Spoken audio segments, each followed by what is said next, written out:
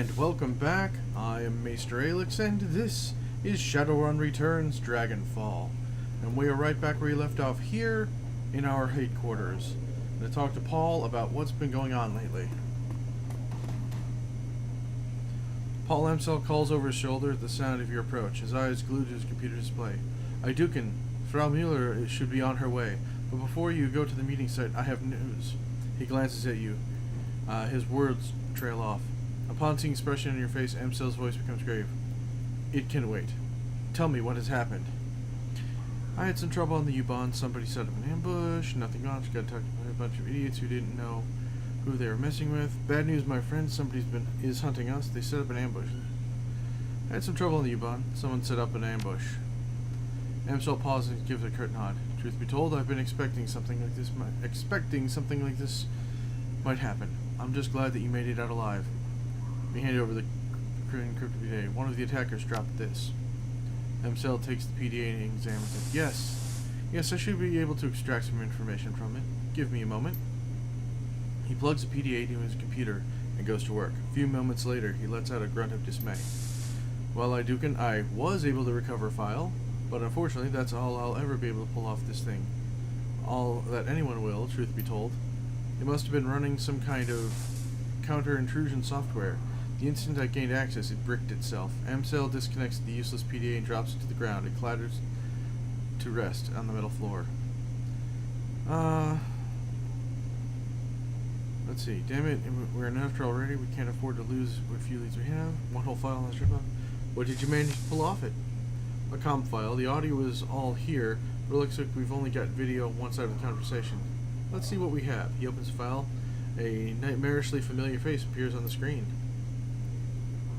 Bachmeier, the voice bleats out from Amsel's speaker, filling the room. Aldrin here. What's your status? Bachmeier's image garbled, but his voice sounds young and eager. Target acquired, sir. You are right. We spotted her on the U-Bahn, just like you said, probably on her way to a job. As per your instructions, we're going to try to take her out on her way back. She'll be more vulnerable that way. Hopefully injured and low on ammo too, but only time will tell. Good man. Proceed as instructed. Will do. Kosman is rigging up an ambush spot now. We'll try to make it quick. The orc with the nightmarish face nods. Send me a comm when the job is done. Aldrin out. The image on the computer screen dies. Amsel turns to face you. Well, our scarred friend has made an appearance. Aiduken, I suspect that Green Winter's predictions are coming true. I believe that Fairswing is behind this. Under Amsel's patent exterior, you can feel the worry beneath him. Be on your guard, you and the rest of your team. You made it through this attack relatively unscathed, but next time you might not be so lucky. At least now we have a name to put to the face, Aldrin. We'll be fine. Carried us through this attack. I'll carry us through the next one. Don't worry, Paul. I will. At least we now have a name. Yes. That's not all we have. As I was saying when you first walked in, I have been productive as well. I was able to uncover some new evidence in your absence. And coincidentally enough, that evidence pertains to our scarred friend. You might recall what I said, I'll dig into Aldrin's skin grafts? Well, I did, and the searches finally bore fruit. One of my contacts outside Berlin handles the paperwork for private hospitals across Germany. It's a dull, boring job, but it does have its perks. Amsel pulls open a file on the computer. A medical chart opens up on the screen. As it turned out, our scarred friend's skin grafts were performed at a legitimate hospital after all. Good news for once. What do they say? Well, they're rather light on identification. Our friend's name is listed as Max Musterman, the local equivalent of John Doe, but they do cover his injuries in great detail. Aldrin's injuries were extensive. He had 2 broken ribs and a shattered pelvis. He had sustained third-degree burns over 60% of his body. Most damningly of all, he suffered from acute radiation poisoning. His body absorbed over 5,000 millisieverts of ionizing radiation, a lethal dose without treatment. The information dries up at this point. We know that he was treated and discharged, but what happened after him remains a mystery. He paused for a moment, studying your reaction. Your thoughts? Hold nothing back. I'd like to hear everything that comes to mind. Let's see. Aldrin might have spent some time in the SOX. That radiation poisoning didn't happen on its own. Well, the burns sound like dragonfire, but if the fire wing burned Aldrin, why would he be working for her now? The hospital couldn't ID Aldrin. Either somebody covered his tracks for him, or we got living completely off the grid. I'm going to go with the first one. Agreed. 5,000 millisieverts is a lot of exposure. Short of backing glow and unshielded reactor, I don't know how he'd absorbed that much ionizing radiation without spending time in the SOX. Alright. So Adrian was so heavily irradiated, most likely he spent time in the SOX. What else does this tell you? We're gonna go with the somebody's covering his tracks for him, or he was living completely off the grid. Indeed, if Aldrin was a descendant of the SOX, a glow punk, his lack of identification would make sense. Amsel adjusted glasses. It's a working theory at any rate. So, one way or another, Aldrin is off the books, either due to living off the grid or cover up with the fact. And do you have any other takeaways to share? Well, the burns sound like Dragonfire, but if Firewing burned on Audrin, why would he be working for her now? I don't think that Audrin is working for the Firewing.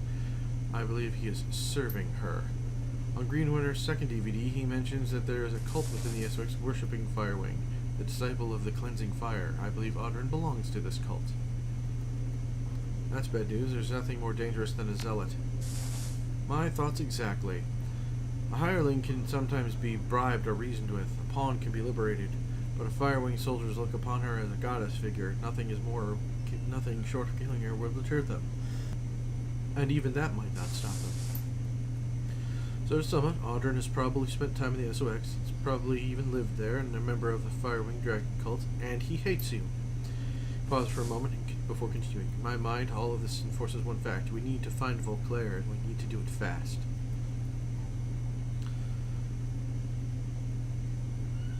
Agreed. Good. That's all the more reason to gather Alice's fee as quickly as possible. There's a buzzing sound at Paul's wrist. He lifts his hand to the VA. And as luck would have it, Frau Muller has arrived. Best of luck with the meeting, Aiduken. Remember, this is urgent. We need that money. I'm on it.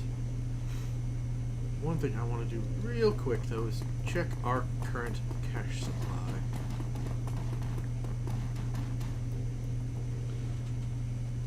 New messages. Salvage DVD. While his face appears to me, it's clear that the message recorded a portable device. Ahoy, Aiduken! Just wanted to let you know that I've met with limited success working on a stack of DVDs. It's a thorny problem, but at least I'm making some headway. If you look at the table beside the DVD player, you'll find another recovered disc.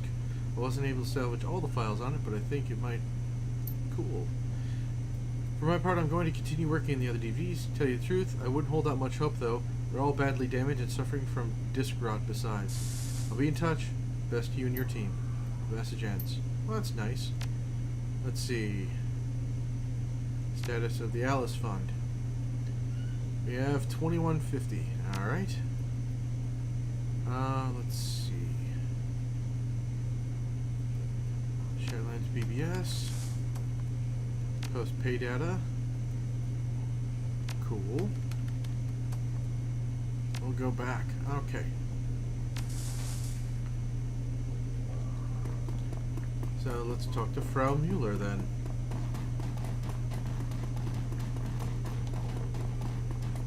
And away we go. And of course we bring Dante. I believe she's up here. Yes, by the statue.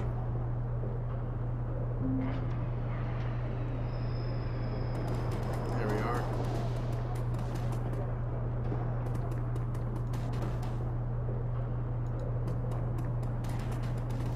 Talk Frau Muller. Set against the frozen cobblestones of the empty park, Frau Muller looks out of place. She suppresses a shiver and hugs herself for warmth. She appears as Amsel described her, an impressive-looking woman of Aslander descent, with coffee-colored skin and dark wavy hair. Everything about her screams corporate executive, from the expensive-looking soup to her tastefully understated makeup. She's obviously nervous, but she's hiding it well. She locks eyes with you and hesitates only slightly before speaking. Aiduken, I presume? Herr Amsel told me that I could meet you here. He wasn't lying. He said you had a job for me. She holds her silence for a moment and then nods. Yes, I do. In truth, I'm desperate and need your help. Then tell me what you need, Frau Muller. She offers you a smile. An assumed name, obviously, but I've been told that that's how you people do business. She straightens in her seat and tries on a smile. It hangs there for a second, then fades away as she sighs. From my accent, you no doubt infer that I'm an Aslander. Further, you may have guessed who I work for. You tell me I'm not in the business of guessing. As Technology, the only Aztlan-based corporation operating in Germany. I've been with the company for over a decade. Over the course of my employment, I have worked on a great many projects. From the innocuous to the obscene, my hands have touched it all. Never once did I question the wisdom of our research. Never once did I consider blowing the whistle on my employers. I keep my nose down, worked hard, and excelled at the task before me. They must love you there. No more than any other employee, but my commitment and work ethic were recognized, and I ascend to the corporate ladder fairly quickly, which brings me to why I'm here today. Last month, I was transferred here from my home in Technoitlan. They told me that it was an employment of my They told me that an employee of my caliber was needed in Berlin, and that I would be working on a project with wide-reaching applications. The only other detail is given the name of the project, Bloodline. That doesn't sound good. She looks you in the eye, and for the first time you can see a cracks in her composure. She's doing a good job of hiding it, but deep down this woman is terrified. I've seen many terrible things in my life, Aiduken. In Technoitlan, blood magic is commonplace. Take a moment to imagine what that means. In the underground markets, people are bought and sold as chattel. Streets children are rounded up and bled like lambs. I have witnessed all of these things by the age of 12. She takes a deep breath and lets it out slowly. Seeing such things, it changes you, makes you numb. But what I found when I arrived here was worse. This project, it horrifies me, Aiduken, and it must be stopped. Tell me everything you know about Project Bloodline, then. She shakes her head. The less you know, the better, for the both of us. You'll just have to trust me on that. You only need to know that it is evil, and it is not a word that I use lightly. If you won't tell me what bloodline means, I should stop it. Evil is a childish term for Muller. There's no such thing as evil, black and white. The sooner you learn that, the better. You understand from you. I can't accept your job without knowing what it entails. Yes. Of course not. Your job is relatively simple. I want you to bring the building down. The computers, the research data, the mages, and the scientists are all working in bringing about this abomination. I want all of them burned to ash and buried in the rubble. No compromises, no exceptions. Her tone softens. I'm sure you have unanswered questions. I'm not in the habit of dealing with Shadowrunners. In truth, I spent the majority of my career living in fear of you people. But I do know you're the only ones who can get this done. So tell me, Aiduken, is there anything more you need to know here from me, or are you ready to make a decision? Let's see. Paul himself is my representative in these matters. Why wouldn't you tell him this? But what about the innocent people in that building? I'm not a demolitions expert. How do you expect me to level the building? Alright. Why didn't you talk to Paul? I had to meet you in person, to look you in the eye and see the woman behind the name. Now that I've done so, I'm sure that you're the right one I need. Nice. Naturally, I'll send any further information about the job to Herr Amsel, provided, of course, you accept. I'm not a demolitions expert. How do you expect me to level a building? You don't need to be. That all you need is a competent decker. The facility is powered by a number of on-site generators, and there are safeguards in place to prevent them from overloading. In the event of a power spike, the system is designed to shut itself down, but I know how you can disable those safeguards.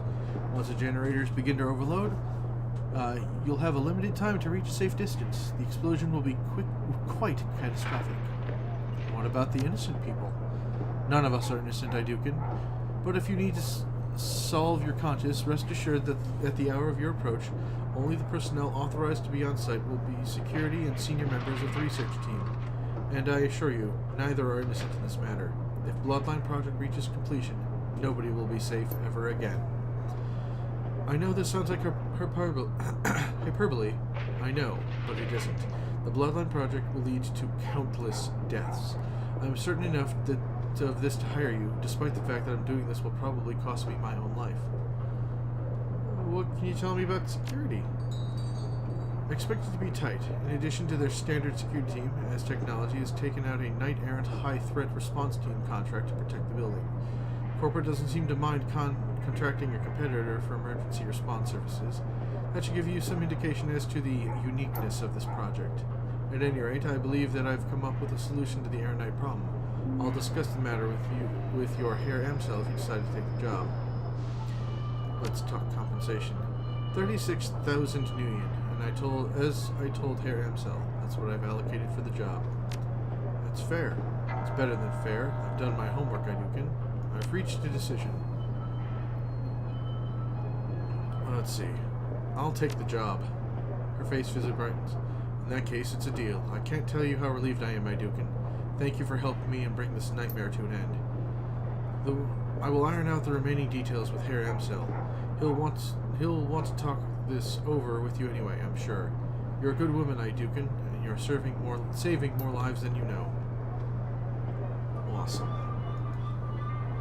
Well, let's go talk to Paul about this meeting then. I'm sure he kind of sort of really wants to need to know. There we go. Doop.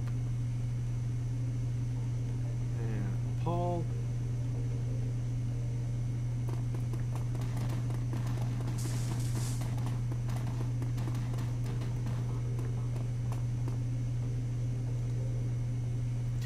Welcome back, Aiduken. How did the meeting with Frau Muller go? I accepted your job. Any ideas on how to tackle this? Yes, a few. Frau Muller has provided us with detailed information on the facility. I vetted the information. It seems to hold up. Based on this intel, I have formulated what I believe will be an effective strategy to bring down the building. According to Muller's intel, the facility is extraordinarily well guarded. Whatever this bloodline project is, the Azis have spared no expense to defend it. The facility is patrolled by AS Technology's internal security personnel. On their own, they would pose a challenge, but I don't doubt that you could brute force your way through them.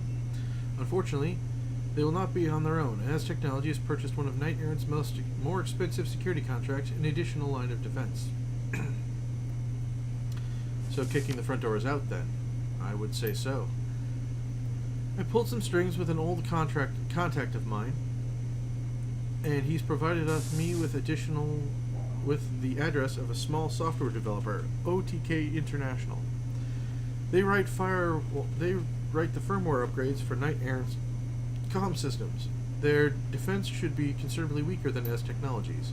My contract has informed me that OTK stores an off-site hard copy of every firmware upgrade it develops for data security purposes. My suggestion is this. You hit the offices of the OTK International and reduce their computers to slag. In the interim, I'll have a hard copy of their next update replaced with a compromised version. When OTK's next update goes live, our compromised version will be pushed out to Knight Errant. When you hit the AS Technology facility, I'll be able to track Knight Errant via their comlinks. This should make the run much more manageable. He fishes in his pocket for something. A moment later, he produces a corporate ID with your face on it. This will get you through the front door of the office park that contains the OTK International. My contact was only able to provide me the one card, so you'll need to let the rest of your team in through the side door. Alright, this sounds like a plan. Very good. OTK's offices aren't far from here. You should be able to take the U-Bahn when you're ready. Alright. And ready we are, but that'll have to save it for next time. It looks like we're out of time for today, so thank you all for joining me. I really hope you're enjoying this series. If you do like this series, please remember to smash that like button, comment, subscribe, all that usual YouTube stuff. Otherwise, please check out the links down below. I got a lot of really good ones there. I got my Patreon link, which lets you get yourself a slew of rewards, including early access and private videos, and your name at the end of every video, which is always great. I got my Teespring store, where you can get all the Maester Aelix merch you could ever want or need. And of course, we got my Discord server, and I hope to see everyone there, because I just love having friends, so come on by. And last but certainly not least is my Twitter, and I've started using that a whole lot more, so hope to see you there. So thank you all for joining me, and I shall see you all next time.